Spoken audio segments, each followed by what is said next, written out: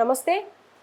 లోకేష్ శంకరావం ప్రోగ్రాంలో చాలా బిజీ ఉన్నారని తెలిసిన విషయమే. అయితే ఇప్పుడు ఈరోజు రాజాంలో ఈ శంకరావం సభలో మాట్లాడుతూ సజ్జల పనికిమాలిన సలహాదారు అని, అలాగే జగన్ 420 అని కమెంట్ చేశారు.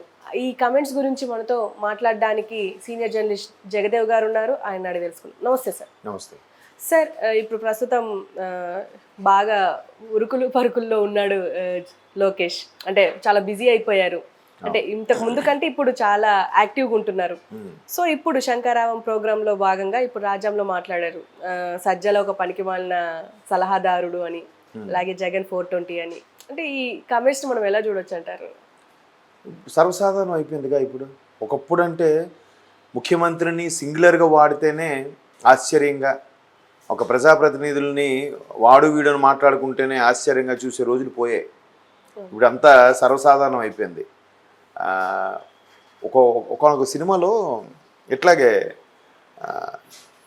ఒక మీటింగ్లో, ఆఫీస్ మీటింగ్లో సరదాగా ఇద్దరు గొడవ పడుతుంటే వెంటనే చైర్మన్ వచ్చి అంటాడనమాట, ఏంటి పొద్దున్న లేవగానే అసెంబ్లీ సమావేశాలు చూసారా ఏంటి అని అడుగుతాడు. అంటే అంత వెటకారం అయిపోయింది. సినిమాల్లో జోక్గా పెట్టారు అంటే ప్రస్తుత రాజకీయ నేపథ్యం అనేది అంత వెటకారం అయిపోయిందని అర్థమవుతుంది మనకి. ఈ ప్రభుత్వం వచ్చిన తర్వాత మరి కాస్త ఎక్కువైపోయిందేమో అని నా అభిప్రాయం. ఆడో సన్నాసి, ఆడో దొంగ మొహం వేసుకుని ఉంటాడు, వాడో 420. ఇంతకుముందు ఒక మాజీ మంత్రి కూడా మాట్లాడాడుగా చంద్రబాబు గురించి కూడా. అందుకే అప్పటి నుంచి ఈ కల్చరు సర్వసాధారణం అయిపోయిందేమో అని నా అభిప్రాయం. అది ఒక విధంగా డీప్గా ఆలోచిస్తే అసలు ఏంటిది, ఎంత హుందాగా ఉండాలి, అసలు చట్టసభల్లో ఉన్న వాళ్ళు ఎంత డిగ్నిఫైడ్గా ఉండి ఎంత చక్కగా ఎంత టీవీ ప్రదర్శించాలి అని ఉండాలి. అది లేదు, చిల్లరగా ఉంటుంది. ఒకవేళ వాళ్ళు ఎన్నన్నా కూడా ఇటుపక్క వీళ్ళు అనకపోతే, ఒకవేళ అనకపోయినా కింద స్థాయి కార్యకర్తలు ప్రజలు ఒప్పుకోవట్లేదు. వాడు వచ్చి మీద పడిపోతుంటే మనం ఊరుకోవాలా, మీరు గట్టిగా సమాధానం ఇవ్వాలి కదా. ఒకవేళ సమాధానం ఇవ్వకపోతే వేస్ట్ రాయడు, మాట్లాడడం రాదు ఇట్లా అంటున్నారు. మాటకు మాట సమాధానం ఇస్తే అది సంస్కారం పోయి మాట్లాడినా కూడా గొప్ప అయిపోయింది ఇప్పుడు. సో ఈ నేపథ్యంలో ఎలా అవుతుందంటే, ఇప్పుడు ఈయన తెలుగుదేశం జాతీయ పార్టీ సెక్రటరీ. మరి ఒక విధంగా యువతలో కానీ చాలామంది వరకు కూడా యాక్టివేట్ బాగా చేయించేది ఈయనే. అంతకుముందు యువగలం పాదయాత్ర విషయంలో కానీ, ఇప్పుడు శంకరావంలో కానీ, ఆ సోషల్ మీడియా వింగ్తో కనెక్ట్ అవ్వడం కానీ చాలాగా శ్రేణులన్నిటి కూడా యాక్టివేట్ చేస్తూ అందరితో కూడా, అటు సీనియర్లకి ఇటు జూనియర్లకి, అంటే పెద్దవాళ్ళకి, సీనియర్ నాయకులకి, అలాగే అప్కమింగ్ నాయకులకు కూడా అనుసంధానం చేస్తూ ఉన్నాడు ఈయన. ఈ ఏజ్ కూడా మిడిల్ ఏజ్లో ఉన్నాడు కాబట్టి అది వర్కౌట్ కూడా అవుతుంది బాగానే. కాబట్టి మరి ఇప్పుడు ఈవెన్ అక్కడ ప్రేక్షకులు లేదంటే ఓటర్లు, అక్కడ ఉండే ప్రజల కోసమైనా మాట్లాడక తప్పట్లేదు. ఇంకో అభిప్రాయం ఏంటంటే, టీడీపీ వాళ్ళు చాలా సందర్భాలు, ఎస్పెషల్లీ లోకేష్ గారు కానీ కొంతమంది టీడీపీ నాయకులు చాలా సమావేశాల్లో ప్రెస్ మీట్లో చెప్పిన మాట ఏంటంటే, వైసీపీలో నెంబర్ 1గా ఉన్న వ్యక్తి జగన్మోహన్ రెడ్డి గారు. నెంబర్ 2 అంటే ఫస్ట్ మనకు వినబడే పేరు విజయసాయి రెడ్డి గారి పేరు వినబడేది ఇంతకుముందు. బట్ ఇప్పుడు విజయసాయి రెడ్డి గారి పేరు ఎక్కడ వినబట్టలేదు. ఆయన కామెంట్స్ కానీ, స్టేట్మెంట్స్ కానీ, ప్రెస్ మీట్ కానీ ఎప్పుడో అప్పుడు ఒక మెరుపు తీగలాగా వినిపిస్తుంది తప్ప ఈ మధ్యకాలంలో తరచుగా కనబట్టలేదు. మీరు అబ్జర్వ్ చేశారో లేదు కదా. అయితే ఇప్పుడు దీనికి టీడీపీలో నాయకులు చేసిన వ్యాఖ్యలు ఏంటంటే, సజ్జల గారు ఎప్పుడైతే ప్రభుత్వ సలహాదారులుగా నియమితులయ్యారో ఆయన ఇంకా జగన్మోహన్ రెడ్డి గారి తర్వాత 2వ స్థానంలో ఆక్యుపై చేయడానికి విశ్వ ప్రయత్నాలు చేస్తున్నాడు. ఆ ప్రయత్నంలో భాగంగానే ఈయన సలహాలు సూచనలతోనే ప్రతి ఒక్క మంత్రి, ప్రతి ఒక్క నాయకుడు కూడా నోటికొచ్చినట్టుగా మాట్లాడడం స్టార్ట్ చేశారు అనేది టీడీపీ నాయకుల అభియోగం. ఇది వైసీపీ నాయకులు కూడా చాలామంది ఏకీభవిస్తున్నారు ఈ మాటని. విజయసాయి రెడ్డి గారు ఉన్నప్పుడు విమర్శ, ప్రతి విమర్శ, సద్విమర్శ కాకపోయినా ఏదో విమర్శలాగా ఉండేది. కొంచెం టీడీపీ వాళ్ళకి ఇలాంటి నాటకాలు ఆడడం కరెక్ట్. నాటకాలు మీరు ఇట్లా, మీకు అసలు సీరియస్నెస్ లేదు, మీ దాంట్లో అంత అవినీతి, ఇట్లా వరకు ఓకే. అక్కడ ఒక గ్రూప్ ఆఫ్ మెంబర్స్ కన్నప్పటికీ వేరేలా ఉంటుంది. కానీ పర్టికులర్గా ఒక పర్సన్కి పట్టుకొని చంద్రబాబు ఆడొక సన్నాసి, ఆడొక 420 అని గతంలో కొడాల నాన్నగారు మాట్లాడిన సందర్భాలు మనం చూసాం. అతనే అంటే ఎగ్జాంపుల్ చెప్పాను, చాలామందికి కూడా మాట్లాడారు అలాగా. వాడు వీడు సింగులర్గా వాడుతున్నాయి.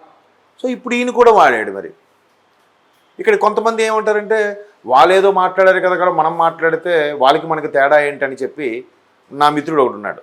వాడు అంటాడు మరి వాళ్ళు మాట్లాడి వీళ్ళు మాట్లాడితే మీ సంస్కారం ఏంటంటారా మీరు అంతేనా అని. మరి అలా లేకపోతే బతకనివ్వట్లేదు. దీనికి ఇంకో ఎగ్జాంపుల్ కూడా చెప్తా. ఒకే ఒక్కటి సినిమాలు క్లైమాక్స్ చూస్తే అర్జున్ది రఘువరన్కి పిలిచి మాట్లాడుతుంటాడు ముఖ్యమంత్రి హోదాలో.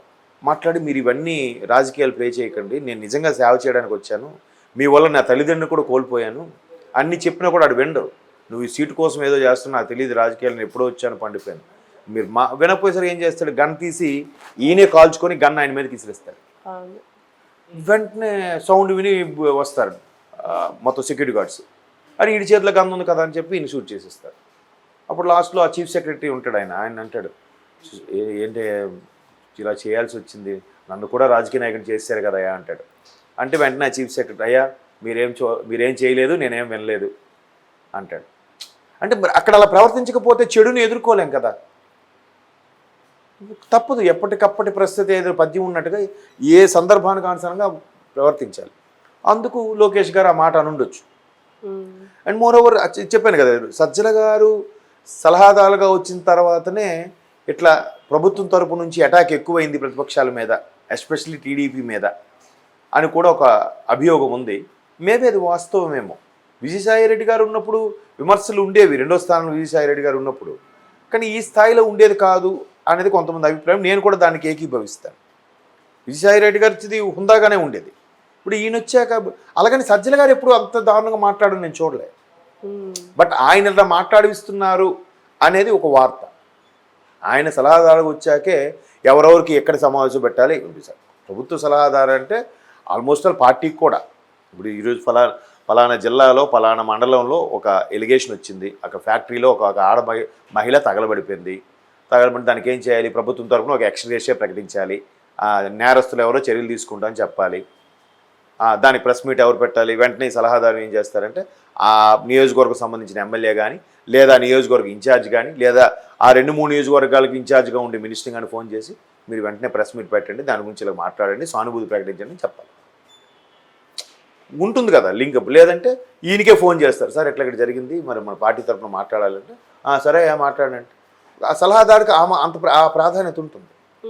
అది కూడా కరెక్ట్ వేలో సజెస్ట్ చేస్తే బాగానే ఉంటుంది. ఒకవేళ ఈ సజెస్ట్ చేసినా వాళ్ళు కరెక్ట్ వేలో లేకపోతే ఈయన ఏం చేస్తాడు, ఇక్కడ చెప్పలేవు. రెండో వెర్షన్లు అలా కూడా జరిగి ఉండొచ్చు. కాబట్టి సజ్జల గారు వచ్చాక ఇటువంటివి ఎక్కువయ్యాయనే ఉద్దేశంలో మేబీ లోకేష్ గారు ఆ వ్యాఖ్యలు చేసి ఉండొచ్చు. ముఖ్యమంత్రి గారిని 420 అని చాలా సందర్భంలో చాలామంది అంటున్నారు. ఎందుకంటే 10-11 ఛార్జ్ షీట్లు ఉన్నాయి, ఆయన ఇప్పటికీ బెయిల్ మీద ఉండే ముఖ్యమంత్రిగా చలామణి అయిపోతున్నారు, ఒక్కసారిగా ఆయన పదవి పోతే ఆయన పరిస్థితి ఏంటో మాకు తెలుసు అని రకరకాల చాలామంది వ్యాఖ్యలు చేస్తున్నారు. అదే చెప్తున్నాను కదా, ఒకసారి ఆ వ్యవస్థ అవి ఒక రకమైన యూటర్న్ తీసుకొని వేరే భాష వేరే పదజాలంలోకి వెళ్తే ఇంకా మిగతా వాళ్ళకి కూడా అది సర్వసాధారణం అయిపోతుంది. ఒకప్పుడు సినిమాల్లో చెప్పొచ్చో చెప్పకూడదో బొక్క అనే పదం సెన్సార్ కట్. ఇప్పుడు అదేమైంది సర్వసాధారణం. అఫ్ కోర్స్ తెలంగాణలో ఆంధ్ర సైడు దుమ్ములు అంటారు, ఇక్కడ బొక్కలు అంటారు. అట్లా అంటే కొన్ని రోజులు పోయాక ఏమవుతుంటే కల్చర్లో కొన్ని పదాలు ఏం కాదులే అన్నట్టు ఉంటారు. అంతకుముందు ఖుషీ సినిమా ఇది అనుకుంటా, దొబ్బే అనే పదం అంటే ఏదో వల్గర్లాగా ఉండేది. సో ఆ సినిమా నుంచి ప్లీజ్ దొబ్బేయండి అని అనేది సర్వసాధారణం అయిపోయింది. ఇంత ఓపెన్గా కూడా నేను చెప్పేయగలుగుతున్నాను. అలాగా రాజకీయాల్లో మరి ఇంకా ఇవి ఇంకా చిన్న పదాలు అయిపోయాయి. రాజకీయాల్లో పెద్ద పెద్ద పదాలు 420, లేదంటే శాడిస్టు, లేదంటే ఇప్పుడు ఏంటది అన్నారు పనికిమాలినోడని, బుర్ర తక్కువడని. మరి ఒకటి కాదు చాలా. వీరు ఒక పదం వాడితే నేను వీడి పదం వాడాడు కదా నేను ఈ పదం వాడతాను.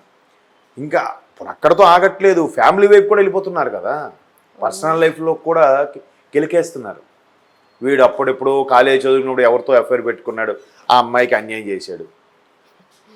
వీడెప్పుడు గత జన్మలో ఏదో అమ్మాయితో బిడ్డను కన్నాడు, ఆ బిడ్డకు అన్యాయం చేశాడు. ఇట్లాంటివన్నీ వచ్చేస్తున్నాయి ఇప్పుడు.